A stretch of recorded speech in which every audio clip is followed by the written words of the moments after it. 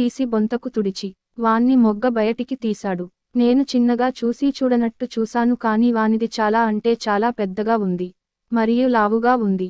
బలంగా గట్టిగా ఉన్నట్టు కనపడింది. మొగ్గ నాకు ముందరంగా నా 2 కాళ్ల సందున అనగా ముందలంగా పువ్వు కింద కాళ్ల సందున పెట్టి ముందుకు వెనుకకు ఊగుతున్నాడు.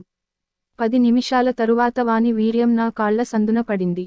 దాని బొంతతో తుడిచాడు. వాడు నా మీద కలిసి అల్లుకొని పడుకున్నాడు. తెల్లారా వచ్చింది. వాడు నన్ను వదిలి దూరంగా పడుకున్నాడు. చిన్నికి బాబాయికి డ్యూటీ ఉంది, వాళ్ళు యథావిధిగా తయారవుతున్నారు. నాకు కోరిక తీరలేదు. వాళ్ళు వెళ్ళాక ఇద్దరమే ఉంటాం. అప్పుడు వాన్ని రాత్రి చేసింది బాబాయికి చెప్తానని భయపెట్టి ఆ తరువాత వానితో రోజంతా దున్నీపించుకోవాలి అని అనుకున్నాను. చిన్ని బాబాయ్ డ్యూటీకి వెళ్లారు. సోఫాలో కూర్చుని మేము సినిమా చూస్తున్నాం. అందులో రొమాంటిక్ సీన్ వస్తుంది. నా పువ్వు గుసగుసలాడుతుంది. వాని మొగ్గ కూడా కొంచెం లేసినట్టు అనిపించింది. అరేయ్, రాత్రి ఏం